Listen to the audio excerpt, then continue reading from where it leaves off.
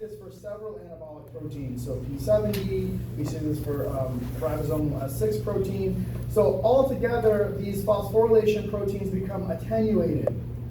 What does attenuated mean?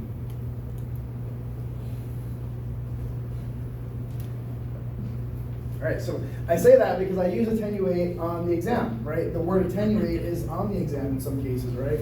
Attenuate means to decrease, to blunt. And I don't mean weed, I mean to decrease, to make less than, right? Potentiate means to increase, right? Like post-activation potentiation, right? You do a light workout, it makes the muscle stronger.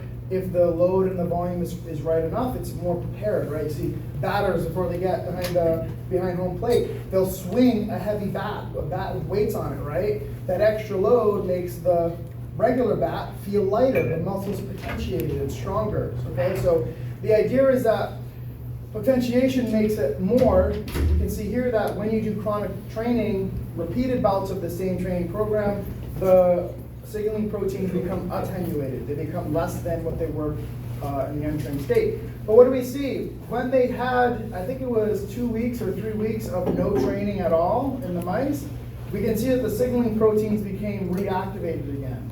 Okay, so in this case, it wasn't as high as the initial one, but it was still higher than the last training bout, right? This is for several anabolic proteins. So it looks like if you've been training for a while, you become accustomed to that training stimulus, but if you take a break from that training stimulus, then the cell signaling proteins become resensitized, or they're better able to become activated by that stimulus again, okay?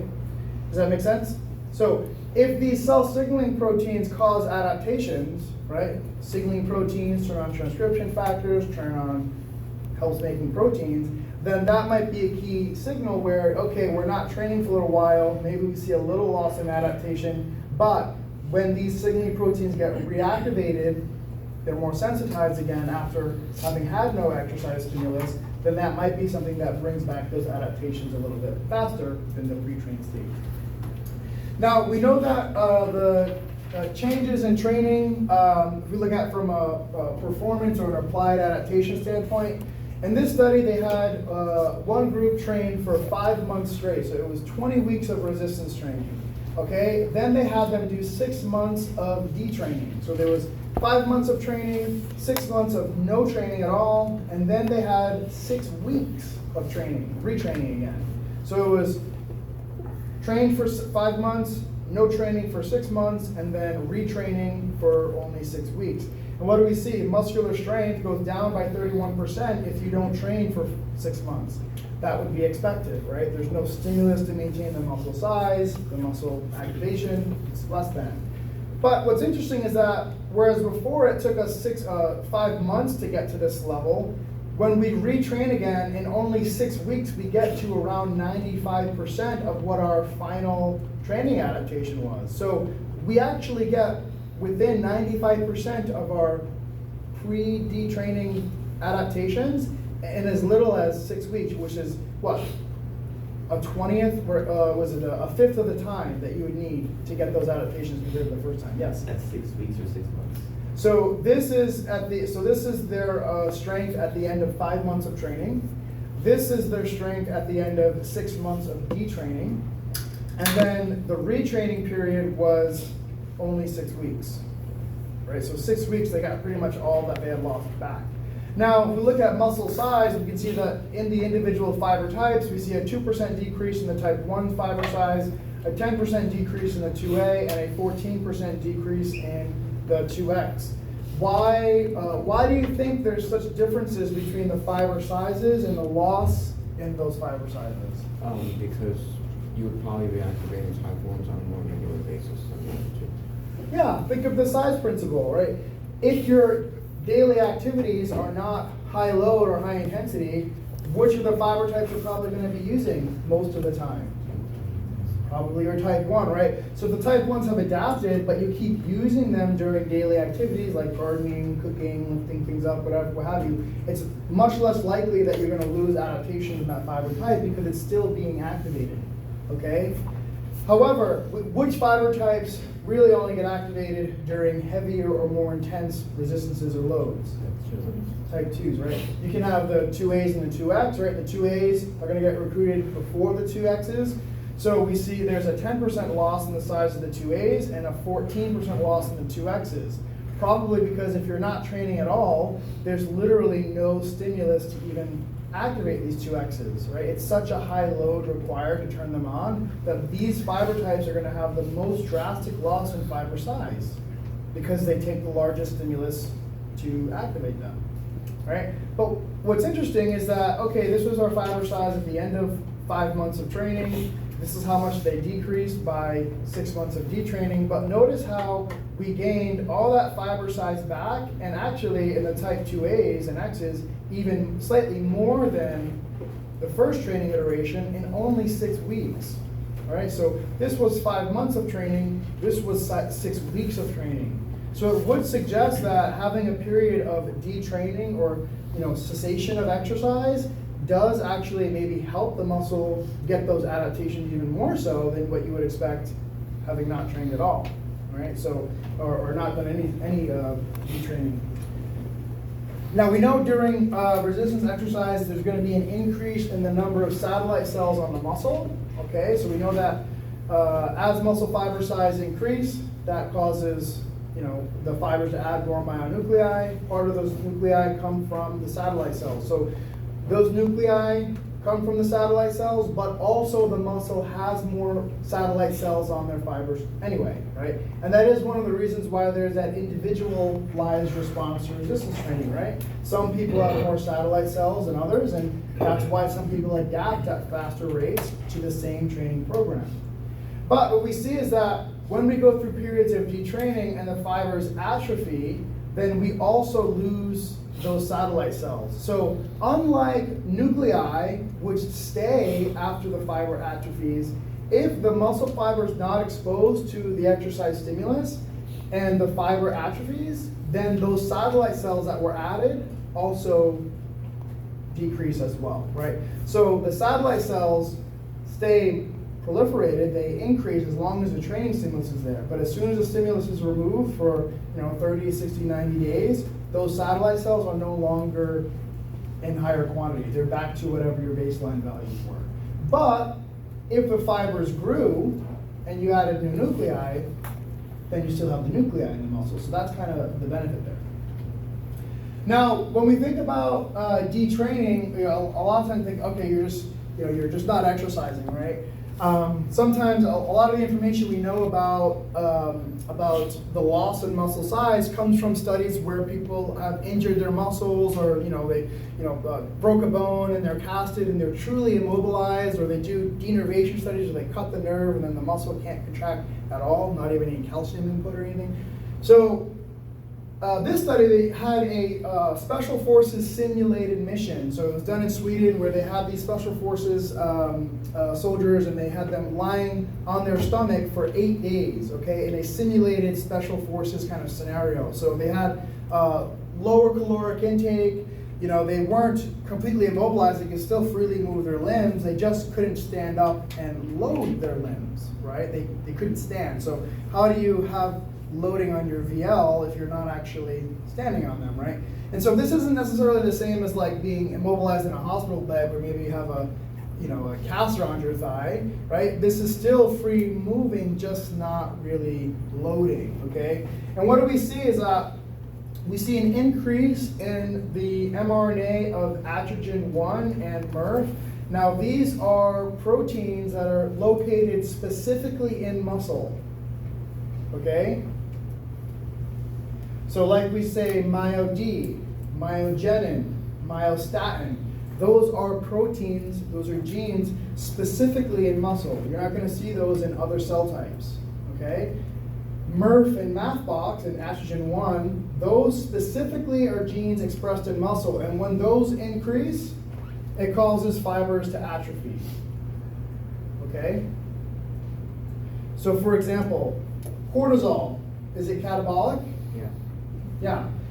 One mechanism of how cortisol works is that when cortisol binds to its receptor, it goes to the nucleus, turns on FOXO, or removes the phosphate off of FOXO that makes it active, then FOXO makes the proteins MRF and atrophin-1, right? So if cortisol turns on MRF and atrophin-1, then that results in these atrophy proteins increasing, which will then cause muscles to atrophy, because those proteins tell the muscle to break down the amino acids in itself, right? So there's a direct correlation there with the expression of these atrophy proteins and this catabolic hormone. That is one mechanism of how cortisol works.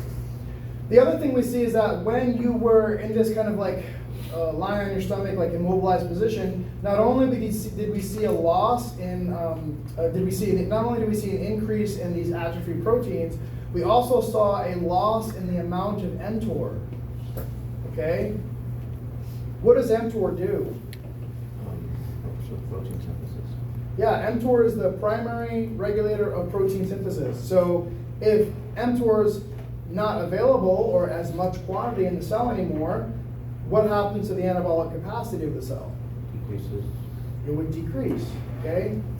So we see that we have less of that. And this is not like some chronic like condition. This is not like someone broke a limb. This is just someone not loading their muscles for up to 8 days. Now, in the real world, if you're active, you're going to be walking and doing all that kind of stuff. So you're unlikely to see this exact scenario in someone who's free living. But think about if you get really sick. You know, you get the flu and you're bedridden for a week or so, right?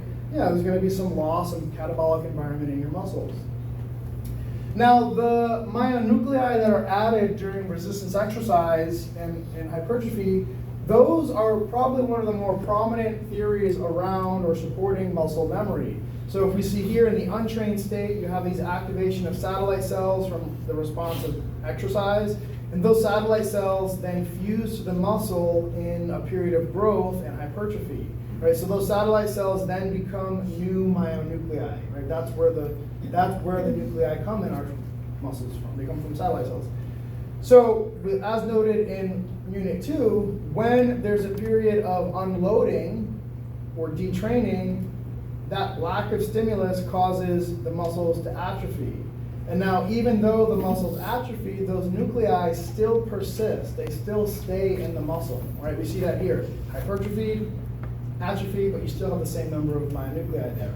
And as I mentioned before, this is one of the concepts that kind of goes against the myonuclear domain theory, right? If nuclei want to maintain a constant domain and you increase the size of the domain, that becomes very stressful for them. So they want to add nuclei so that they split the workload. But if the fiber atrophies, that means the domains would be way smaller.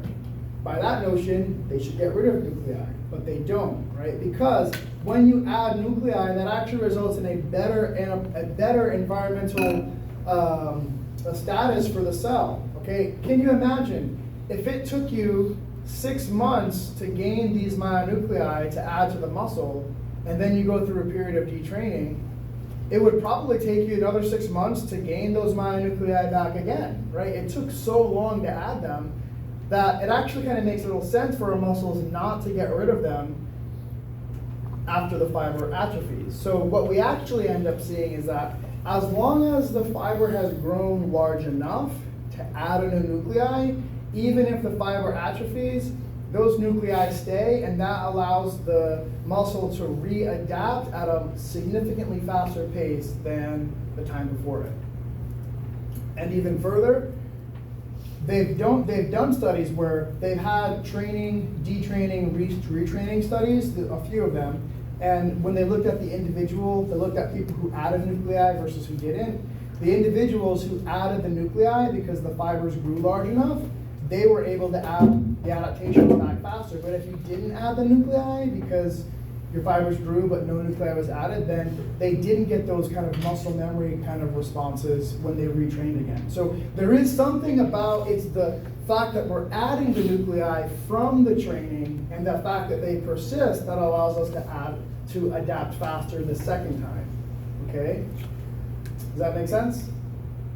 Now, if those nuclei are added following a period of muscle growth, then think about conditions where muscles grow. There's resistance exercise, right? But then there's also taking anabolic steroids. It's also a condition we know practically people will do to cause greater muscle growth.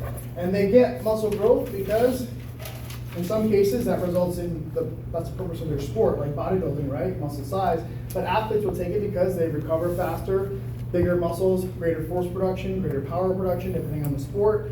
Variety of things. They've shown calcium, testosterone or anabolic steroids changes calcium handling and improves force production just from taking the anabolic steroid. Not even related to muscle growth, just having testosterone around muscle cells in a super physiological state changes how calcium gets used and results in better force production than testosterone not being present. So there are genomic effects of taking these anabolic steroids, that protein synthesis, gene expression, all that kind of stuff. And there's also really fast effects, like how it handles calcium and other more immediate effects in relation to muscle performance, right? So athletes will take PEDs or anabolic steroids, anabolic androgenic steroids, because we know that it improves performance and improves adaptations.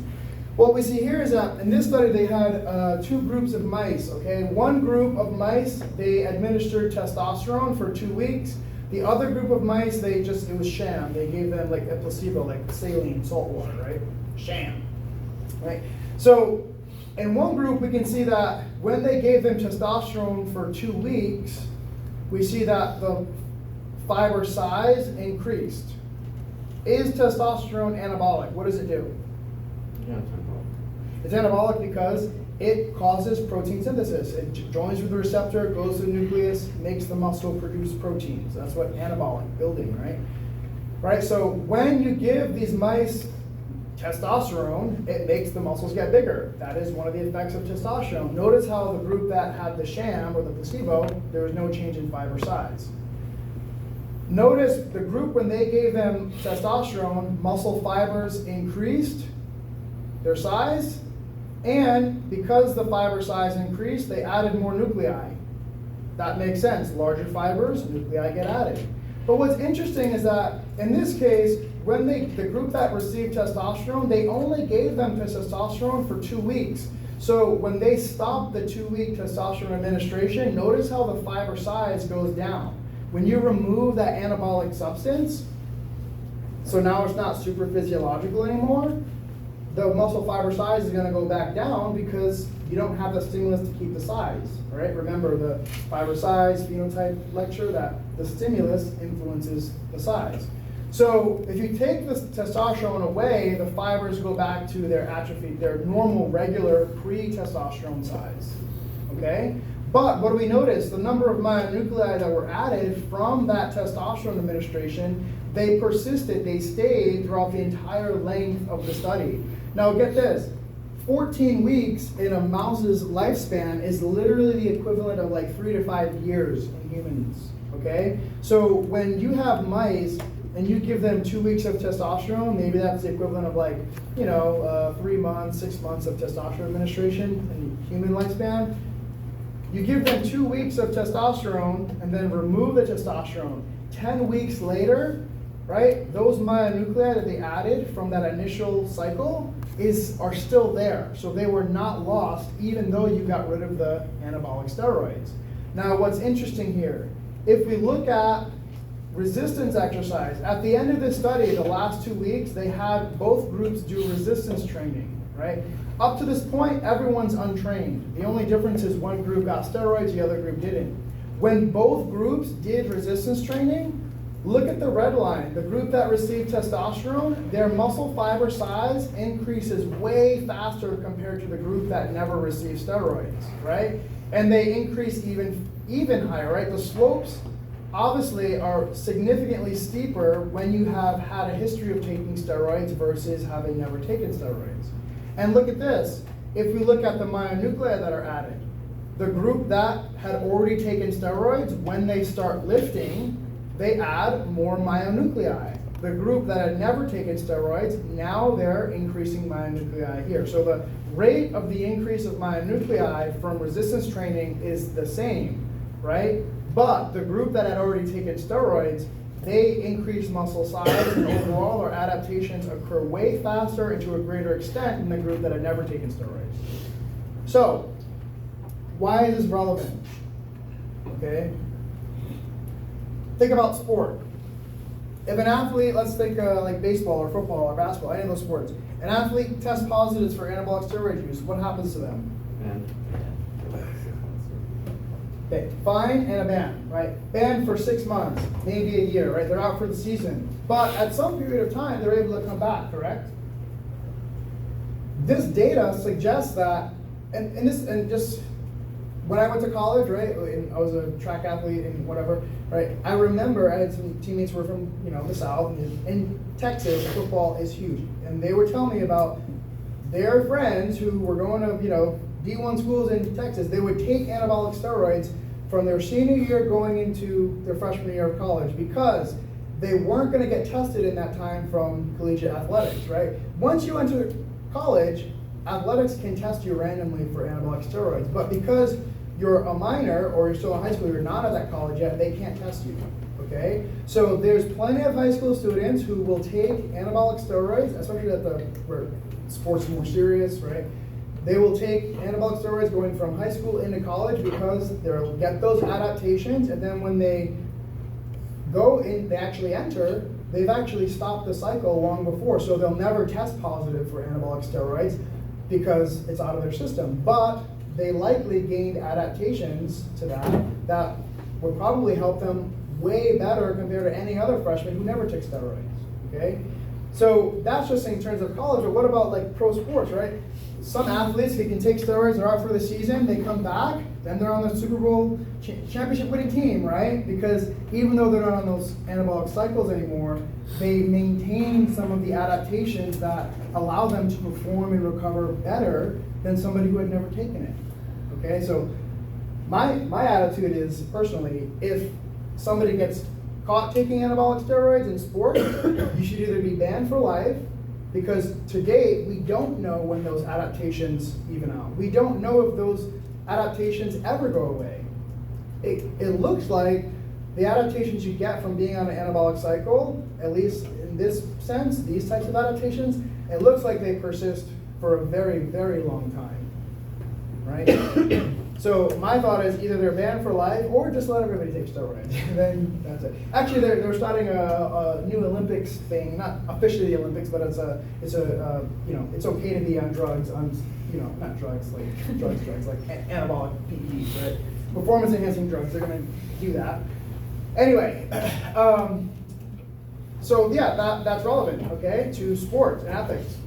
Is that fair to someone who's a natural athlete who's never taken anabolic steroids, but now they're not going to have the same way to adapt as somebody else? The other thing is, figure is relevant towards sports like philosophy and sociology, right? We hear a lot about, should transgender athletes be allowed to participate in sport? And we see this really more specifically about women's sports, right? So if you have a male or female transgendered athlete, okay, even though they're on gender-affirming hormonal care, hormonal replacement, even though they're testosterone suppressed or have what would be considered normal levels of testosterone for a woman or for a female, and then you have they're taking the gender-affirming hormone replacement, we still see that there is some preference, some enhancement in performance as it relates to power and strength, even in transgendered athletes that have transitioned or been on gender-affirming care for at least 2 years, right? So, yes, I'm gay. I have plenty of friends who are trans. I mean, it's just a fact of life, right? I'm all for inclusivity. I don't think that people should be banned outright because of this, that, or discrimination. Sometimes it's obviously it's highly politicized because of politics. But the idea is that, we do want to have a more inclusive sport. We want everybody to participate. But however, like if you just took transgender athletes and made an entire division for that, you probably wouldn't even have enough athletes to make an entire division, right? Because it's such a small percentage of the population that's transgender, and then an even smaller percentage that are athletes, especially even at high levels. So, but if we have a transgender athlete competing against cisgender athletes, women, there is a difference in size, and because of the difference in size, there's a difference in power and muscle mass and strength. And I mean, think of a sport like hockey. I mean, if you have like a very large transgender, woman coming down and, there's a lot of acceleration, it actually, yeah, they're not all the same size, right? So there could be incidents of injury, but that doesn't mean that necessarily they shouldn't participate. Probably what that means is we need to have more science to determine, well, how long do you need to be on gender affirming care or hormonal suppression before you can participate? Right now, the data suggests 2 years, there's still an advantage, right? So even if you've been transitioning for 2 years, there's still some improvement or enhancement in strength and power and muscle mass compared to cisgender athletes. So, I mean, the Olympics are all trying to like change their policy and stuff, but I mean, they're trying to change the policy to be inclusive, which I'm for, but when you look at the science says that still there's an advantage, which probably isn't really fair, right? It's not fair. So how do we make it fair? We probably need to have more science to determine, well, how long do you need to be on gender affirming care before those adaptations go away, and then you might be able to participate. Yes. What does science say about like if it's like pre-puberty and you start getting?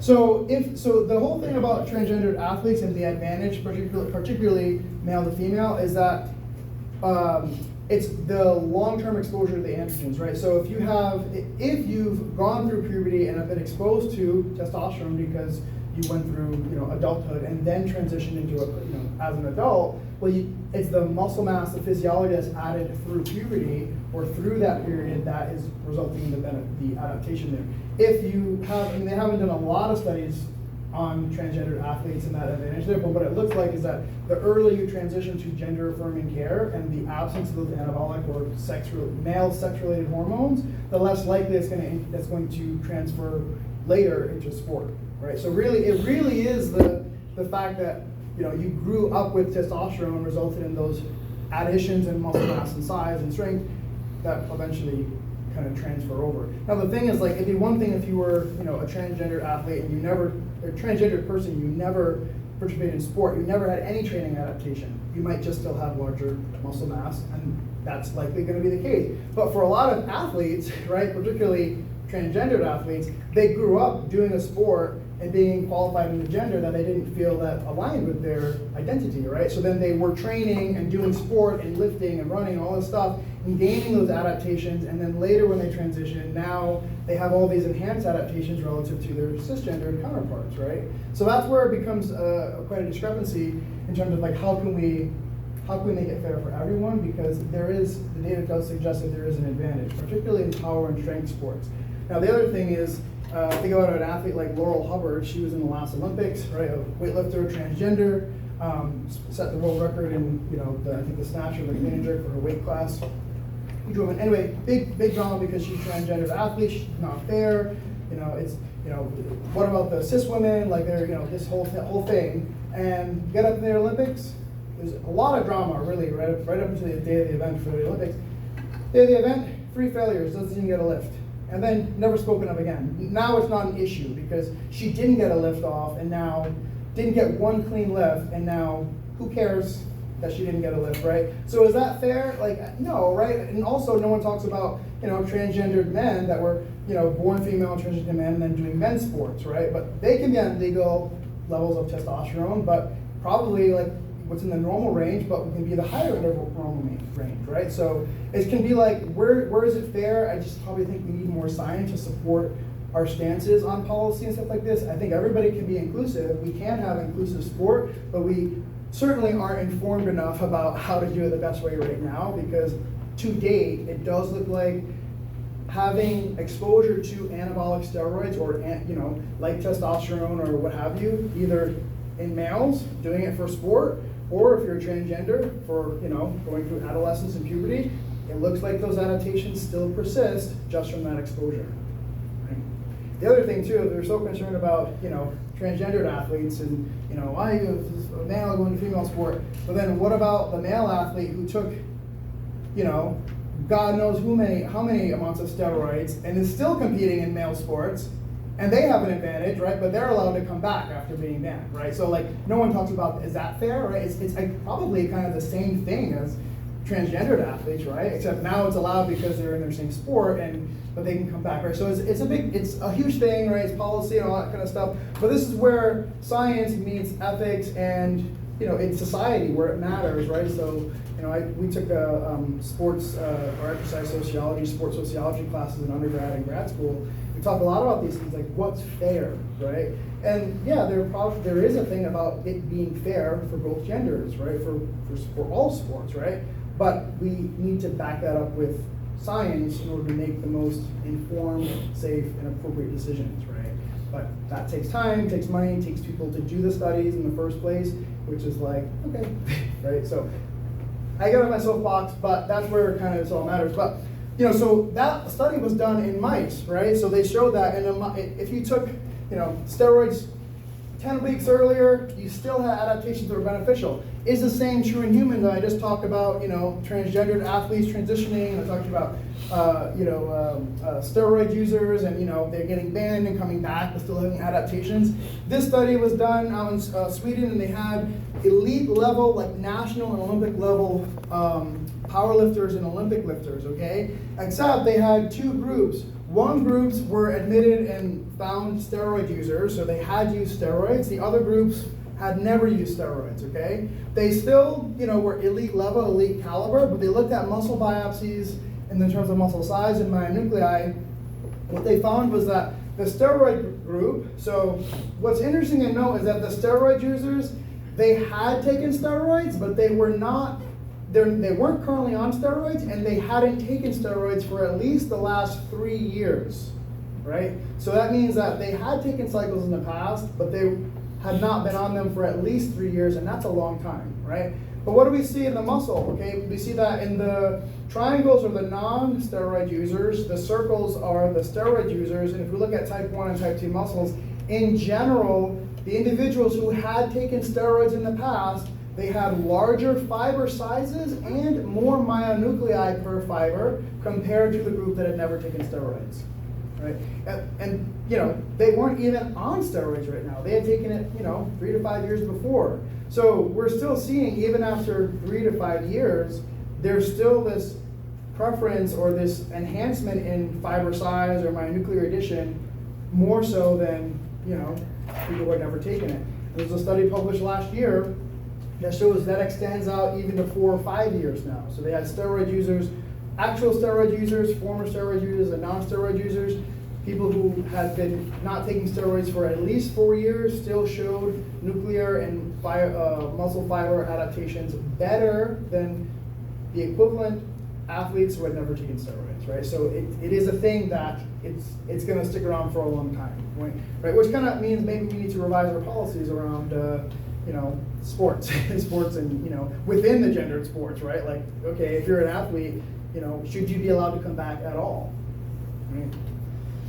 Okay, so that is the second mechanism, the myonuclear addition. Okay, that's definitely the most prominent theory or kind of supporting data around muscle memory. This last one is on methylation. Okay, so epigenetics. It's related to the DNA, okay? And it's more newly investigated, maybe in the last about 5 years or so, but the more data that's being published on it does suggest that this is another supportive mechanism that might relate to what we see with muscle memory. So in this study, they had men trained for 7 weeks, and we see that muscle fibers grew by 6% when they did resistance training for 7 weeks.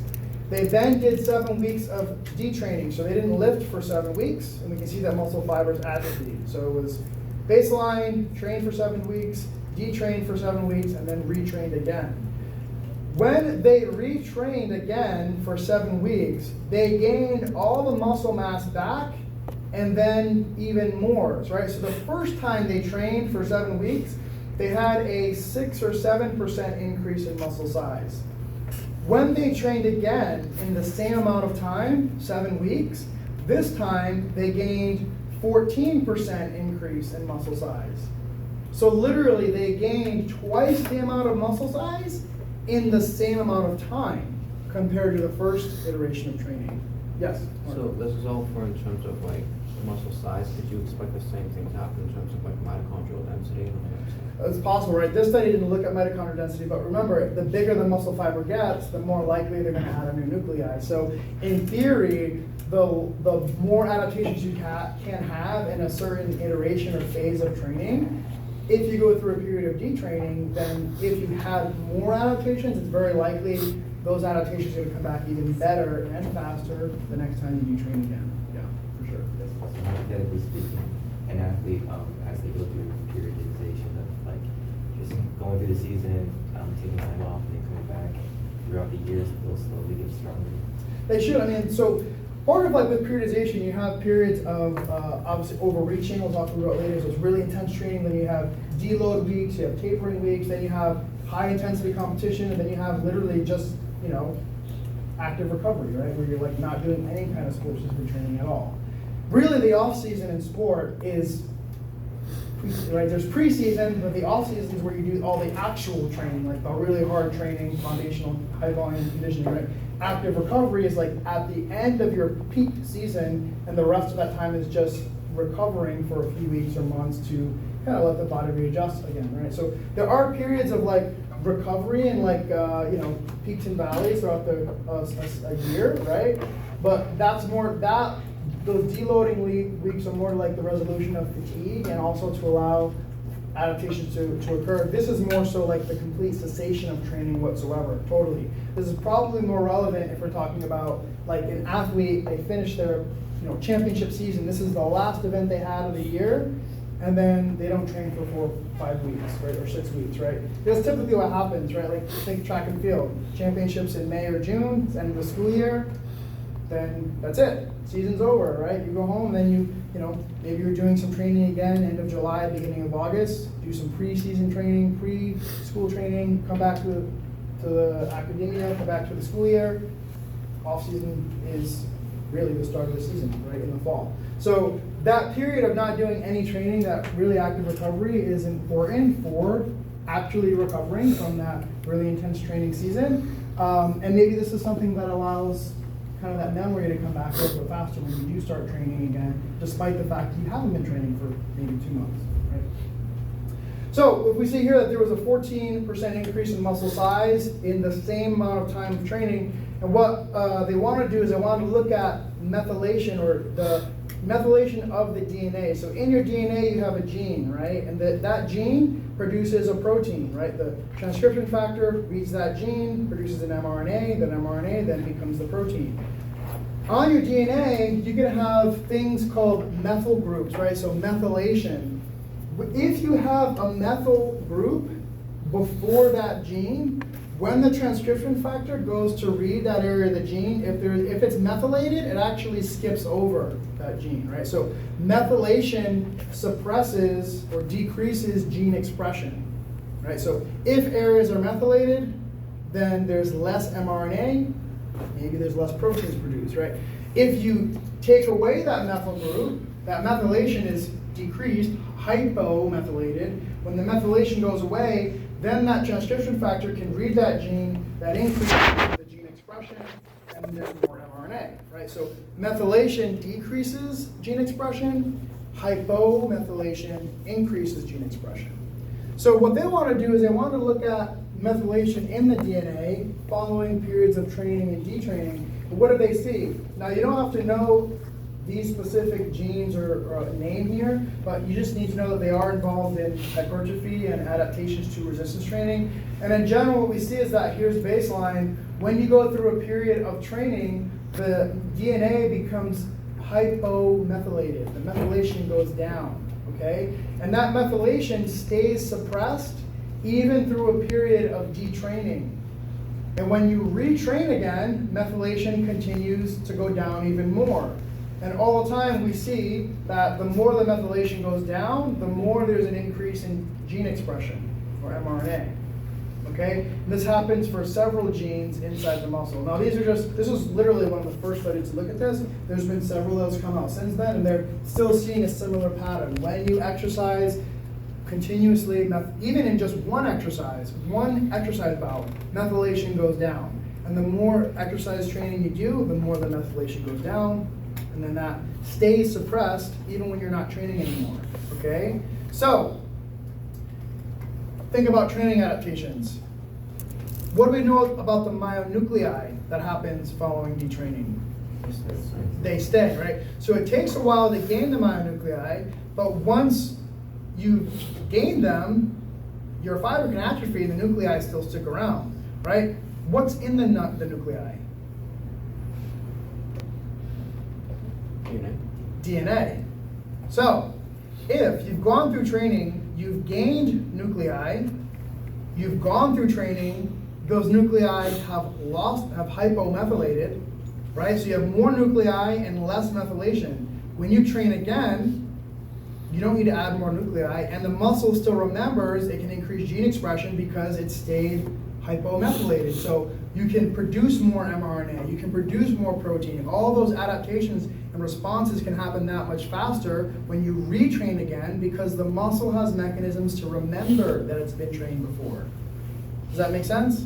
Right? So this is kind of the last component that's related to muscle memory, is that this hypomethylation pattern that we see with detraining, with training, and then that it stays depressed following detraining, it allows the muscles to adapt or gain those adaptations back at a much faster rate compared to having never trained at all. Now, in all likelihood, when you do resistance training, right, if the muscle's hypomethylating, you're doing multiple training sessions, chances are, if it's causing the muscle to grow, you're also probably going to add some myonuclei. So we can't say it's one mechanism more than another, but we do know that these mechanisms happen around the same time. They're likely all happening at the same time. So it's probably a conglomerate of these effects that result in the muscle being able to respond and adapt better following a period of detraining. Right? So this would just, I say this because it gets really busy during times of the semester, and for some people, exercise is like the thing they do. It can be a good stress relief. That's good. But honestly, if you work a couple jobs, you have some family stress, you've got a lot of finals, a lot of projects, a lot of things going on. Some people feel this sense of guilt of not exercising because they're going to lose their gains. But ultimately, we can see that you cannot train for 3 weeks, and within consistent training again, adaptations come back just as fast. And even if you get injured or you don't train for a couple months, we can see that those adaptations come back even faster and maybe even better than you have not done any detraining at all, right? So definitely a new area of investigation and new areas of science, but really exciting in terms of what it means for how we can maybe train more effectively in the future. It might be that maybe good training is having periods of detrain, like planned detraining, so that maybe you can, resynthesize your muscle a little bit better compared to full time. Anyhow. So that was that. Right, so you'll get questions on muscle memory on your exam. Not a lot, but it's only 9 slides. But the mechanisms in terms of the cell signaling and how those respond to training, that's related to stuff from Unit 1. The myonuclei is directly related to stuff we talked about in Unit 2. Right, the gene expression and methylation, that's related to protein synthesis stuff we talked about in Unit 1 as well. So even though it's only a little bit of the exam, those concepts and how it works is related to all the other stuff we talked about this semester. So just to kind of let you know that. Anyway, we will switch gears and talk about overtraining and excessive exercise. Not a lot of professors or people cover this in here, I think in general exercise physiology in most campuses. But we talk a lot about sport. We talk a lot about how to get better at sport, but we don't really talk about what it means to see decreased performance, right? Because there are cases where people will do training and the training doesn't work. If it's not increasing performance, like you want it to, you have to change the program. But for some people, changing the program doesn't work, or giving more rest also doesn't work. And so they can become overtrained. And that's a case where we're doing training, but it's not resulting in performance improvements. How can we get out of it? To be honest, it's quite difficult. What's the physiology behind it?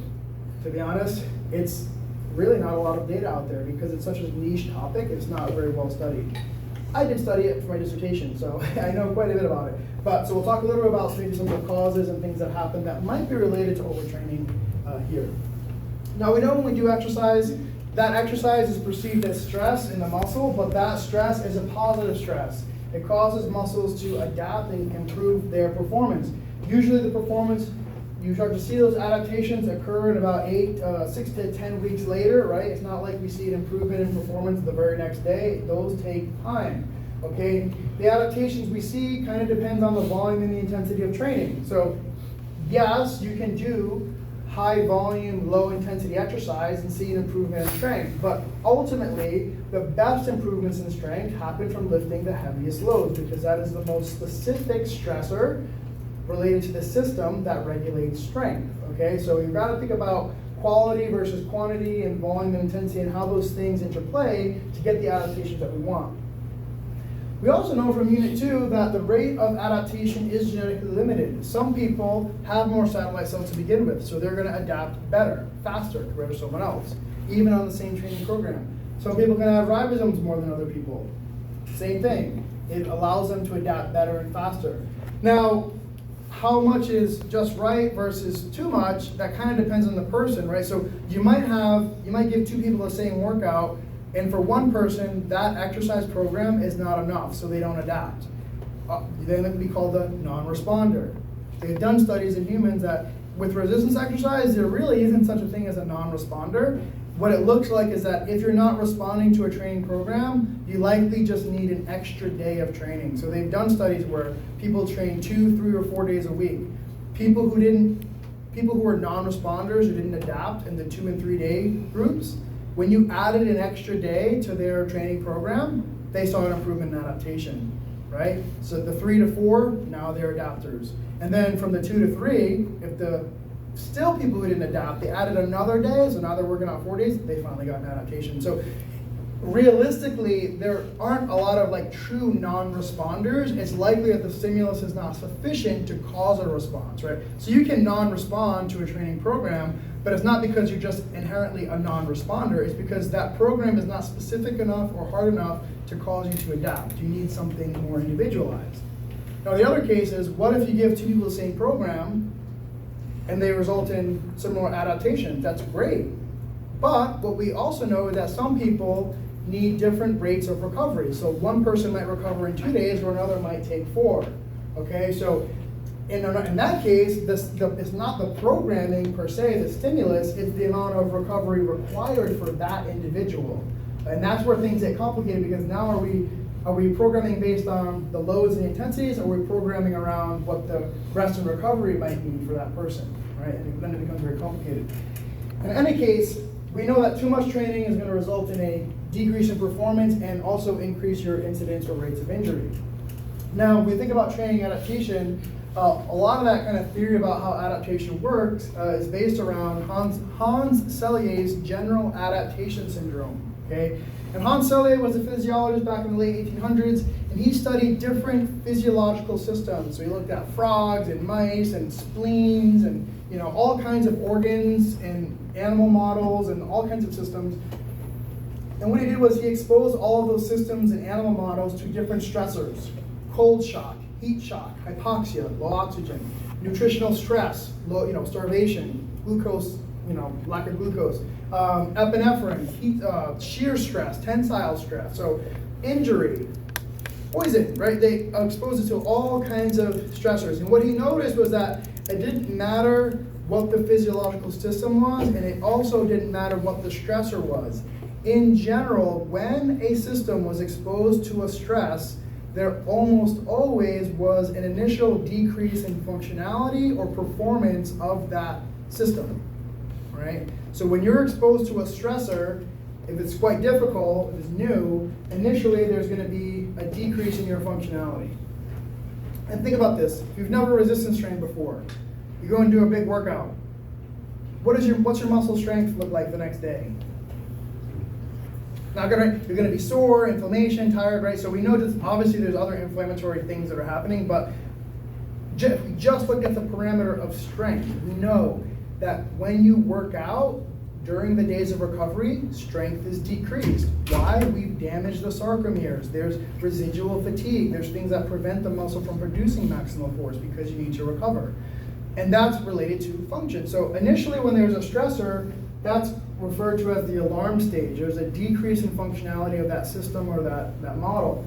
If you give time to recover, you then go through a resistance stage, which really is allowing the body or that system to recover and get better. And if there's enough time of recovery, they go through adaptation and supercompensation, meaning that now, once they've recovered, they are more resilient to that same stressor again, right? So you can expose it to that same stressor, but this time it doesn't decrease functionality as badly, right? It's more, it's stronger and more resilient than before. That's kind of the concept around training, right? You can do resistance training, and as long as you go through repeated bouts of training and you have enough rest and recovery, over time you will become stronger, right? That heavy load is not going to be heavy anymore, right? Because the muscle got bigger, then you can recruit more motor units, you have adaptation. What he noticed was, Hans Selye, was that in those physiological systems, when you expose, if you went through the alarm stage, right, they were exposed to that stressor, if you expose them to that stressor again too soon before they've recovered, they actually never got more resilient to that stressor, right? So they kind of just like kept staying the same. They kept responding the same. And if you expose them to that stressor in too high of a magnitude, no matter how soon or late you had the recovery, in that case, it would cause the system to die, right? So if you expose a frog to extremely cold temperatures that is like physiologically really cold, it's gonna die, right? Humans, not gonna happen in terms of exercise, right? We're not gonna exercise ourselves to death. But if you look at the fact that when you're exposed to stress, you need a period of removal of that stress to adequately recover.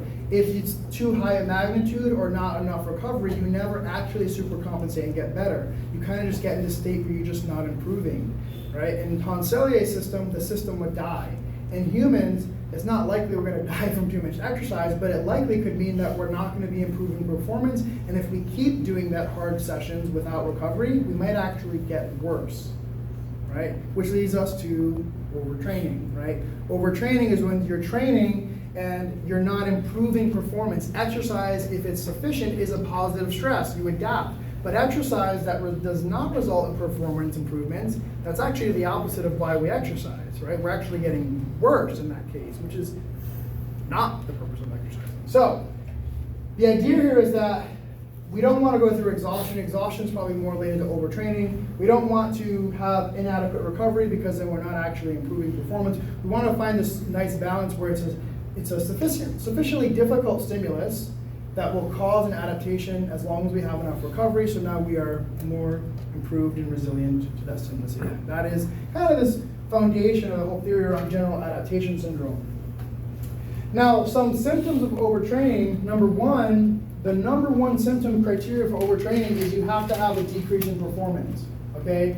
So if someone can report chronic fatigue, psychological staleness, elevated heart rate, but if their performance is increasing, something about the training is going right? The performance is going up, so there must be something that's happening that's okay, right?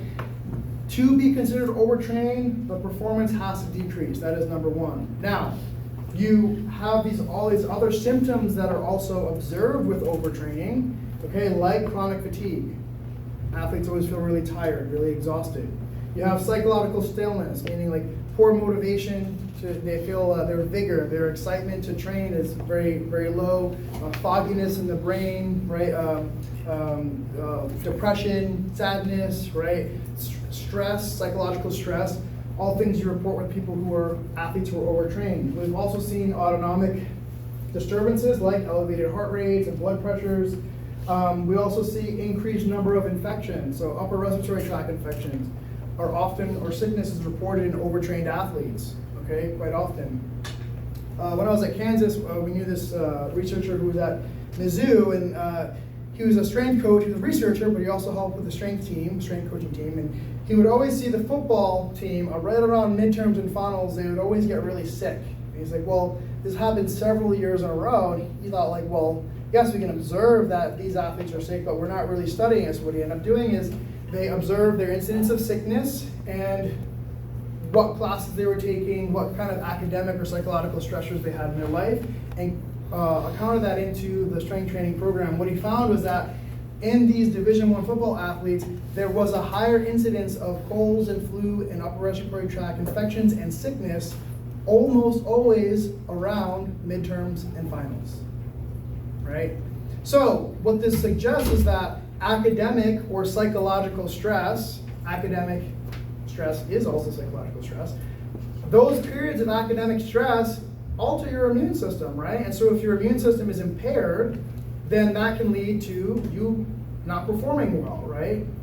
And so from a strength coach's perspective, I wouldn't want to have my athletes be doing really, really intense training in a period when they're already going to be psychologically stressed, and maybe their immune system might be a little more compromised anyway. Now, was their immune system compromised because they had poor sleep, because they were cramming for finals exams? I mean, was it just the stress of not getting the right grade or test? That could be part of it. It's really multifactorial. But the idea here is that you can actually, if you know this information, then you can plan your training program around those periods of stress, so that now the exercise program is not adding additional stress into their physiology, right? So think of that. Now the other thing too is loss of body weight is reported in some sports, okay?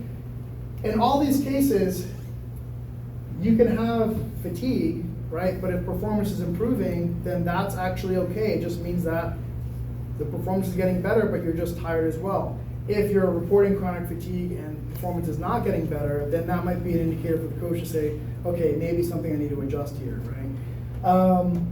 And the other thing that makes overtraining hard to study is that, you know, one athlete might report chronic fatigue, another athlete might report more infections, another athlete might report psychological staleness, right? So not everybody shows all of these symptoms at the same time, right? Or in certain combinations. So that makes it hard to study because it's really individualized, so multifactorial. It really is called overtraining syndrome because there's so many things physiologically that are happening that it's hard to pinpoint one cause versus another, okay? Now, overtraining is different than overreaching. Overreaching is a systematic attempt to overstress the body for a short period of time. The key thing about overreaching is that eventually it does result in performance improvement. So originally with overreaching, there's a short decrease in performance, but then after some period of recovery or deloading, there's usually an improvement in performance. Okay, so overreaching is not a bad thing. Any good program is going to have periods of overreaching in it, right? That can be a week or 2 weeks of really, really, really intense training, and then, you know, a week and a half, 2 weeks of really easy training, right, to resolve that fatigue. So the best programs will always have periods of overreaching because that pushes you past that plateau. It's like that alarm stage, and with that period of recovery, you super compensating it better. The problem is that how much is too much for some athletes can be quite difficult to know, and also maybe not just the training. If you say everyone gets 7 days of recovery of easy training, maybe some other people might need 10 days, right? But if you're training everyone after 7 days, well, now someone hasn't gotten enough recovery, and maybe that throws off their ability to adapt, right? So that's where it gets really tricky, and it can be easy to cross into overtraining if you're not monitoring your athletes or there's some kind of additional fatigue you're not accounted for. But overreaching really is a short-term decrement in performance followed by an improvement in performance, okay? So that is different than overtraining where there is sustained decreases in performance, right? So two different things. One, performance improves, the other, performance does not. Now, we've also got to consider the term excessive training, okay? So just because performance doesn't go up or doesn't go down doesn't mean that it's not the right kind of training either, okay? We know that if we're going to increase the volume, we should decrease the intensity. If we increase the intensity, we need to decrease the volume, right? I mean, practically we can say, you know, we're not going to do 5 reps at 95% 1RM. That's not physiologically possible, right? But you could do 5 or 6 or 7 or 8 sets of 2 at 95% 1RM, right? So you could say, oh, I want to go up, I want to make it more intense. I'm going to go from 93% 1RM to 95.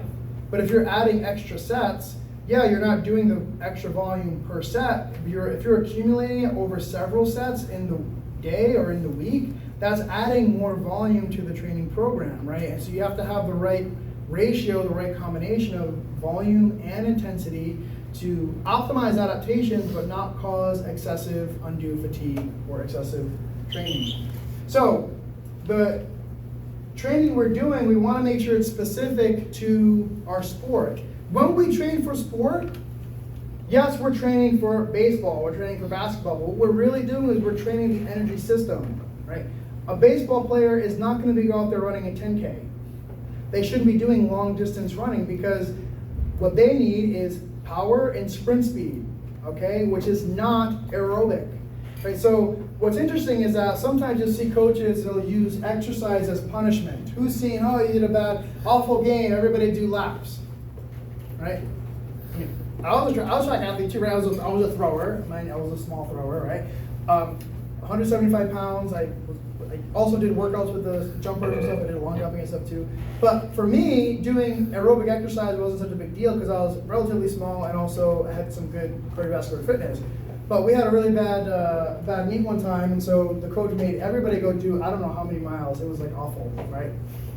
And that also included throwers, the shot putters, right? And the discus throwers. And these guys are 250, 300 pounds, never ran a day in their life, right? I mean, think about it, their event is the shot put, that's it, that's all, they're not used to like running, they did sprints and stuff, but they're not running miles, right? But that was the punishment. You guys perform poorly, you're all gonna run miles. That doesn't make sense, right? Because number one, we know that that type of punishment of exercise, long duration, that aerobic stimulus interferes with anaerobic performance and anaerobic adaptation. So that alone gonna interfere with the adaptations. The other thing is they're doing such high volume and now you're saying that's punishment. Now you're adding additional training stress, additional exercise stressor into the program that was not accounted for in your training year. What's the purpose, right? And then you expect your athletes to get better by punishing them with more exercise? My thought is maybe you need some more rest, okay? Maybe it's the rest is an issue, not more exercise. But sometimes, coaches have a power trip and that's the thing. But the idea is that if you are gonna use exercise as a punishment, right? You shouldn't be using your athletes to do mileage if you're a shot putter or a baseball player. They should be doing something high intensity, something short duration, something that is specific to their sport physiology, their sport system, right? Because that's, even if it is extra exercise, at least it's translatable to their sport versus another type of exercise system that has literally no transference to sport. It is just extra exercise. And that's can result in additional fatigue and delayed adaptation. So, things to keep in mind. But ultimately, we know that when we increase volume and intensity at the same time or in the wrong combination, it results in negative effects or negative adaptations. Now, overtraining is the unexplained decrease in performance or function for weeks, months, or in some cases, even years. Right? Years is unlikely, but there was a marathon runner who wrote a really popular book way back in the 90s about being overtrained for several years. And it was super popular, made a lot of money. And whether he was really overtrained for several years, who knows? But the idea is overtraining is something where the performance decrement is not resolved with a period of rest. Okay, so with overreaching, train really hard, you give a period of deloading or rest, fatigue resolves, you improve performance, right? With overtraining, it doesn't matter if you give them a week, 2 weeks, 3 weeks, months of rest, they still never get back to what their baseline performance was, right? Or maybe they get back to their baseline and they never improve, okay? So the thing is that with overtraining is that performance does not improve even though you gave them rest and recovery, right? And when we say unexplained, it means that, number one, it can't be remedied with short-term rest. That's usually the thing that impairs performance. Fatigue, you need recovery, blah, blah, blah. The other thing is that if someone shows up to practice one day or for a week and the performance is in the gutter, and then you find out, oh, it was midterms, and they've been cramming for exams all week, if you have no sleep and you skipped breakfast and you're an anaerobic athlete and you have no substrates and no sleep, how are you going to perform well at practice? You're not, right? So not all fatigue is the product of overtraining, okay? But if they say they're getting sleep, if they say their nutrition's on point, you're doing diet logs and all this stuff, you're giving them rest and recovery and the performance is not going up, then that might be an indication that maybe they're getting overtrained. But part of it requires them to be honest with you about how they're feeling too. Because right now, we don't have any finite criteria to predict overtraining. So we can't say, do this test, this is your performance, this means you're this % away from being overtrained. We don't have that. We don't have a test that physiologically that tells us that we're overtrained. We see that there's physiology that happens when you're overtrained or stressfully trained. We don't have a test that can predict how soon you are away from overtraining. Right now, our best indicator is giving people a questionnaire and asking them, how are you feeling? How tired do you feel, right? What's your mood like? How energized do you feel? How motivated are you? Are you feeling sad or depressed? Those kind of things. Because what it looks like is that psychologically and emotionally, those things reflect in the training stress. So if I'm a coach and I'm giving my athletes training that I think is supposed to be hard training, but not overreaching or super difficult, if I read these questionnaires and I see, here's a few athletes that are saying they're really tired, they're really fatigued, they're poor motivation, all symptoms of overtraining.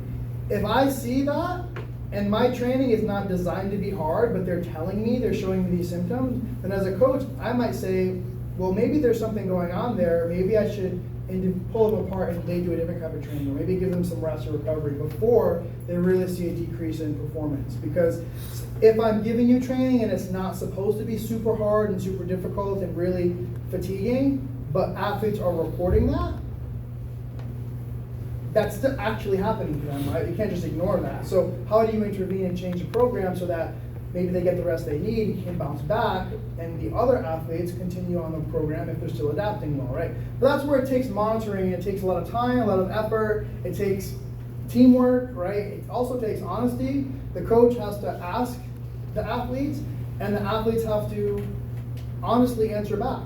Right? If you're a scholarship athlete and you're a starter and part of you getting 100% tuition covered is you being a starter, if you're tired and you're fatigued and you feel like you're getting overtrained, you're not going to say, don't start me, coach, because I need my tuition paid for, right? So there is this thing about, athletes not wanting to like fall in the ranks and kind of hide or, mask their feelings around training, those training stimulus and their emotion. But a good coach, they're going to be able to maybe see that, and also athletes, if the communication is good, can express that and they can make an intervention and bounce back versus stay the course and then championship season comes and there's no going back. It doesn't matter how much rest and recovery you give, they're never going to perform optimally, right? So it's about catching your athletes before they get to that point that they can't recover, but part of that is monitoring, right? And so athlete monitoring is a thing that they try to do to make sure that we can catch them and they're in optimal position and performance so that they don't get overtrained. Because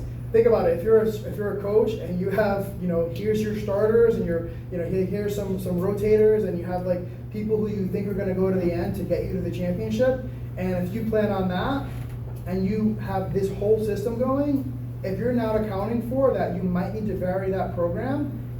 If you're not going to individualize it at some point or give some leeway, you could get by the end of the season, and none of your people are going to be ready to train, right? No one's going to be at peak performance because you haven't allowed individual variation in adaptation, right? Because some people need more rest, some people don't. Some people have psychological stress. They've shown that if you give people the same workout, but in recovery, if you put them in an environment that is psychologically stressful, performance actually takes longer to recover. So, if you have some athletes that have family stress, financial stress, academic stress, and some athletes who don't, then certainly some athletes are going to be more prepared for the next workout and others are not. They've also shown that if you don't have the right nutrition post-exercise, you are less prepared for the next workout, right? And so that makes that workout even more stressful, which then makes it even harder and even harder and even harder. You need more rest, you need more recovery, you need more, right? So it's just this whole snowball of things, but it requires you to be on top of it and kind of monitor your athletes in the right way to make sure you're going in the right direction. Anyhow, so here's a couple studies that I did in a dissertation on performance that kind of just indicate that how you measure performance. So we say, okay, performance goes down. You give some rest, they don't adapt. That's overtraining. But how are we measuring performance, right? Performance can be 1RM strength, jumping, sprinting, speed squats, whatever, right? It can be a variety of things you measure to measure performance. In this study, we had two groups. One group was a control group. They did 3 workouts over 7 days, right? Rules of workout, 5 sets of 5 speed squats and some knee extensions. So 60% of their 1RM, it's maximum velocity, it's only 25 reps. Cool. It's used to develop power. The other group, which we thought was going to be overtrained, we had them do 15 workouts in 7 days. So they did 2 days. They came in and they didn't just do 2 workouts in a day, they did twice the volume each workout. So one group only did 25 back squats on that day. The overtraining group, they did 50, right? They did 10 sets of 5 in the morning and then did 10 sets of 5 at night and then came back 12 hours later and did it again and again and again and again. So for sure we thought the overtraining group was going to be overtraining, because if you told me you had somebody do 50 speed squats day and night every day for a week, I would think performance goes down. That's a lot of exercise, you're going to be tired. When in fact, when we tested them, so we did baseline after a week of training and then they had 1 week of recovery, we actually ended up calling that overtraining group non-functional overreaching, because the control group in the white, their power went up, did not significantly at the end of the training week. They did 3 workouts. By the end of that last workout, this was their performance. When they took a week of recovery, performance was higher, right? So this is actually falls in line with like supercompensation, right? You have a stimulus, you give some rest, a week of recovery, performance increases. So the control group, who only did 3 workouts, their power during speed squats went up after a period of recovery. But the overtraining group, which did 15 workouts in 7 days, their performance in the squat did not go down at the end of that intervention. And when you gave them a week of recovery, they also did not go up. So if we look at their performance, did their performance go down? No, it didn't go down, but it didn't improve like the normal training did, right? So we know it was stressful training, but we couldn't say it was overtraining because performance didn't go down. So we ended up calling them non-functional overreaching. It was overreaching exercise, but it wasn't functional. It didn't improve performance at the end of the day. And we know it wasn't the same as the control group, which did improve performance through the squat.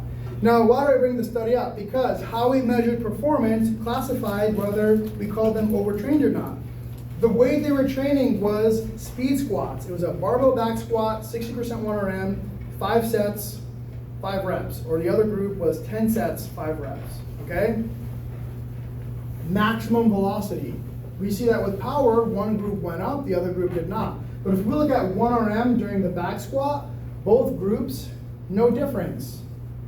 If we look at 1RM in the knee extension, because they also did a knee extension, they actually improved knee extension strength. So if we said performance in this study was knee extension 1RM, we'd say, oh, this was good training. Both groups improved 1RM.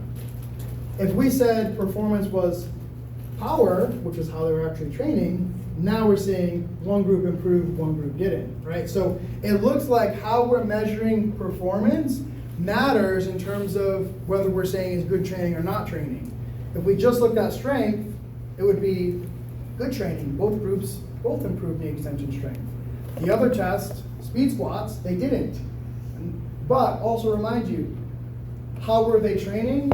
They weren't training with max force, they were training with maximum velocity and power and speed. So if you're doing more of that training, then that's going to result in where the decrements are, because that's the mode or the stimulus that is extra or stressful, the velocity component, right?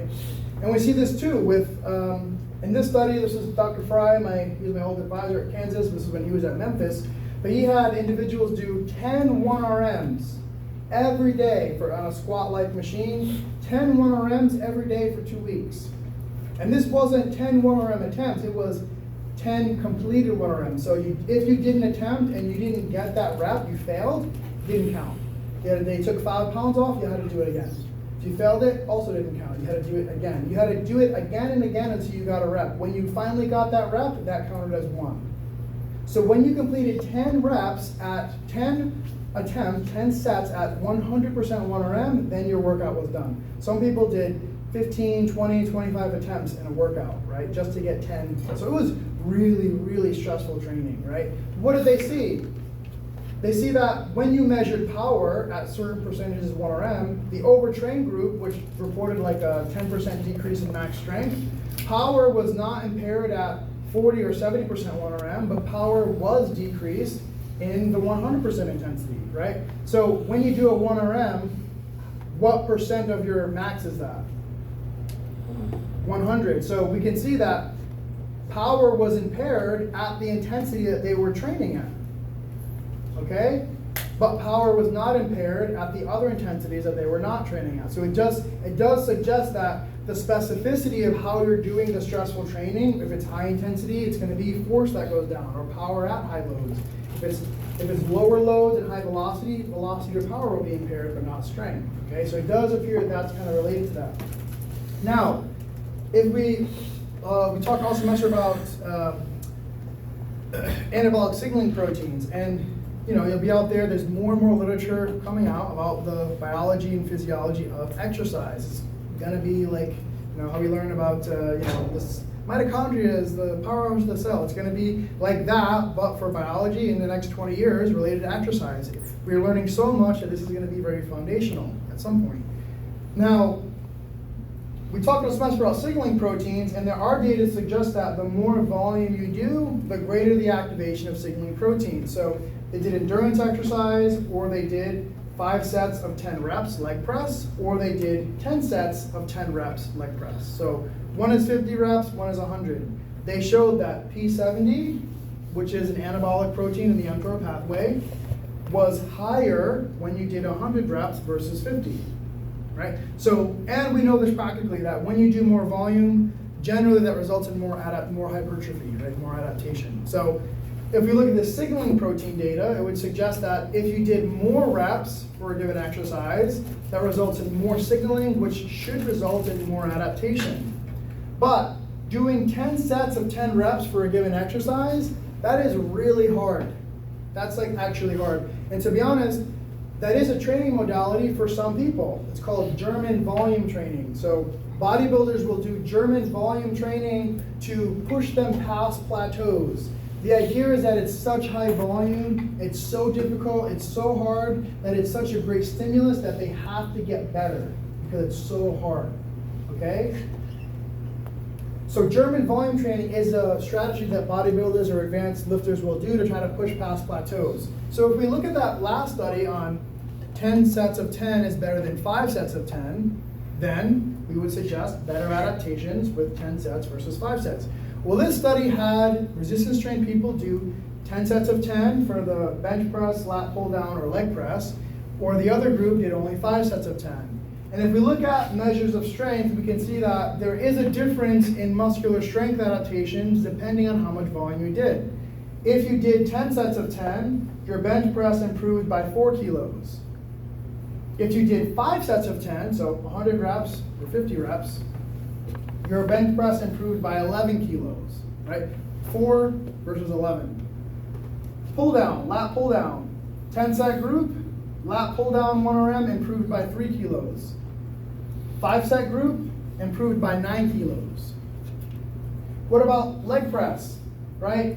10 set group improved by 12 kilos.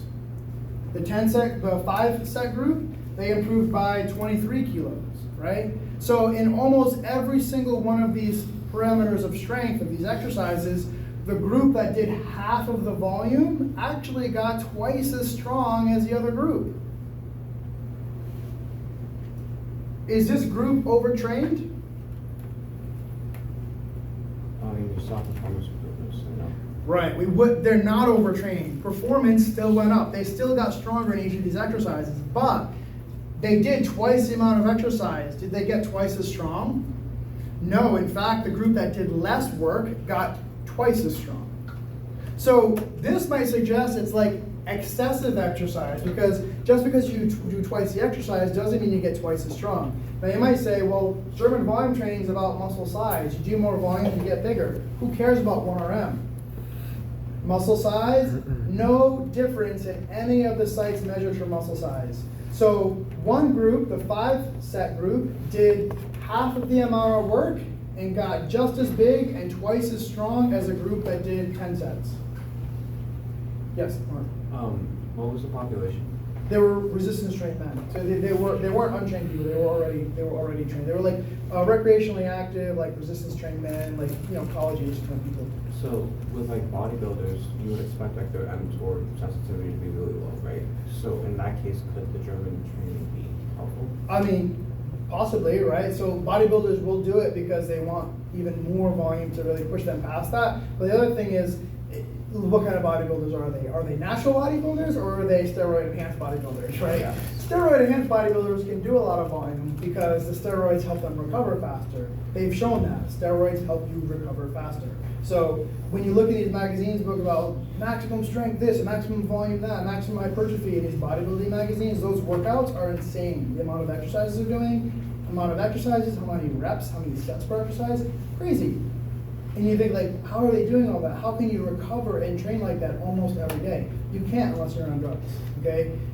The other thing is, right, if you're not on drugs, well, you can also do that. You can do those trainings, but you need more days of recovery in between, right? So, or the other thing is, they can take steroids and do less volume, not train as hard, but it still results in better adaptations because the steroids are helping them getting better with even less work, right? So, at the end of the day, this data suggests that there is a threshold of how much volume you can perform to get a certain amount of adaptation, because in this study, the group that did twice the amount of exercise, they did not enhance adaptations compared to the group that did half of that, okay? And if you read the discussion of this paper, they write at the end of the discussion, these were already recreationally trained people. And what they found is that the untrained, this group, about the end of 6 weeks, they said it was unlikely that if they continued this study out into 10 or 12 weeks, it's unlikely anybody would have finished the study because they were already reporting feelings of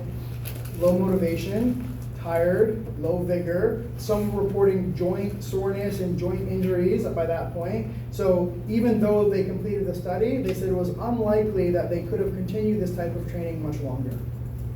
Right? So no, they weren't overtrained, but maybe at some point they would have just had no adaptation, right? Or maybe performance would have went down at some point, because if you keep doing that harder training, it's going to reflect in performance at some point. So, right? So yeah, all the extra sets they did were really kind of just wasted sets, right? And that's just kind of a summary of that. Now, back in the 2000s, there was a researcher called Lucille Laker-Smith, and she hypothesized that maybe one of the reasons behind overtraining is that there's a release of these inflammatory cytokines during exercise from excessive muscle damage, and really she suggested that it was the lack of rest with too much exercise results in the release of these inflammatory cytokines, and those cytokines go into the blood and interact with other tissues that result in the symptoms of overtraining. So for example, these inflammatory cytokines can interact with immune cells and lower their effectiveness in fighting disease, right? So then you get a higher incidence of sickness and upper respiratory tract infections. Her other hypothesis was that these inflammatory cytokines interact with the brain or neural tissue, and that that affects your mood. It makes you feel tired, it makes you feel low motivation, affects your appetite, right? And they have shown that individuals who have depression, individuals who are subclinically depressed, or people who have major depressive disorder, they have shown that inflammatory cytokines are higher in people with depression. They have also done studies where they've administered cytokines to individuals, and 50% of the people who get cytokines administered that's higher than normal, they develop depressive symptoms. So the link between cytokines and mood and brain activity is actually, there's a link there, but there's not a direct link between cytokines and performance. But if cytokines are being elevated in the blood because you're doing too much exercise with not enough rest, then maybe that does result in some of these symptoms of overtraining we see in the literature. The problem is that this hypothesis came out in 2000, it was 24 years ago, and to this day, there's still not one study that has looked at cytokines, performance, in human muscle after exercise and overtraining. They've looked at cytokines after exercise, they looked at cytokines in animal muscles and excessive exercise, but there's not been one studies in humans with overtraining and cytokines in muscles performance. So why don't we know about, at the molecular level, how does overtraining persist? Like, why does it result in long-term performance decrements? Because nobody studies it. This is a really plausible idea that came out 24 years ago, and still nobody studied it yet. It's just because no one wants to. Well, one, to do muscle studies is expensive, it's very time consuming. I spent, I don't know, hundreds of hours doing analyses just to look at what I looked at, steroid receptors, right? But in this stuff, it's like, it takes a long time. And also, you want to see, does it apply to athletes, right? So yes, you have to do studies in regular individuals and recreationally active individuals, but at some point you've got to do these studies in overtrained athletes or overtrained athletes, and what coach is going to have their athletes purposely overtrained? Very unlikely, unless it's an off season or it's like a, oh, I have an athlete that's overtrained, and then you do a biopsy, but then you need to have a study in place with a big thing. So it is really hard to study realistically, but the data in animal models that have come out so far might suggest that there are some imbalances in atrophy proteins and cytokines, and maybe that is something that's happening in muscle that maybe prevents adaptation happening optimally, right? But there is something you have to know for the exam, is that you have to know what MRF and MAFBOX are, okay? Inflammatory cytokines activate atrophy genes like MRF and MAFBOX. MRF and MAFBOX help assemble a proteasome, okay? And proteasome breaks down protein, right? Think like muscle protein synthesis is amino acids being put together. Muscle protein breakdown involves a proteasome taking a protein and separating it into individual amino acids. Each of these atrophy proteins regulates or targets a certain part of the muscle fiber. So MRF will specifically target the sarcomere. So MRF will target actin, myosin, and titin to break down, right? If you break down the sarcomere, what happens to the force in the muscle? Goes down. If you have less sarcomeres, force goes down, but also muscles atrophy. MAFBOX will target cytosolic proteins like mTOR, P70. If you have less mTOR, less P70, can you produce as much protein synthesis in a muscle? No, so these atrophy proteins reduce muscle size, but also they reduce the anabolic capacity of the cell in recovery. Also, MAFBOX inhibits MyoD. What do we need MyoD for? Proliferation of satellite. Regeneration, satellite cells, right? So if we have MRF and MAFBOX elevated, and one breaks down the muscle fibers and the sarcomeres, the other prevents satellite cells, and the other one also prevents mTOR from being activated, collectively, the muscle is not as anabolic as compared to not having those atrophy proteins present, right? So these atrophy proteins result in, it's called ubiquination. The MRF and MAFBOX target these proteins, they ubiquinate them. And once they've accumulated enough ubiquination proteins, tags, then they are sent to the proteasome, they are broken apart into individual amino acids. All right? So, I will leave you guys there with that. We have the end of the class, so we have 6 slides left, so we'll cover that next class. But the main takeaway here, we'll finish it next class, but the main takeaway is that these atrophy proteins become more intense with less recovery, right? So this inflammation gets higher, atrophy proteins get higher, the anabolic response gets lower, and ultimately, at least in these studies, it shows that it prevents the animals from adapting. Does it happen in human? I don't know. We don't really know yet, it's not studied. But it does look like with insufficient rest and too much exercise, there's an imbalance in the anabolic and catabolic environment of muscles, and maybe that prevents muscles from adapting well. All right? So you have a quiz on we will finish the rest of this next class, but you have a quiz at the end of next week on overtraining. It's just the overtraining stuff, so there's plenty of time. But I will say in preparation of your exam, you need to know this slide, where is it? This slide for sure. You have to know what's on this slide for your exam, right? So you got to know what MRF and MAFBOX are. You got to know what they target, right? And also the definitions and symptoms of overtraining, just as a preparation for the exam. All right. I will see you guys next week. All right, and that'll be our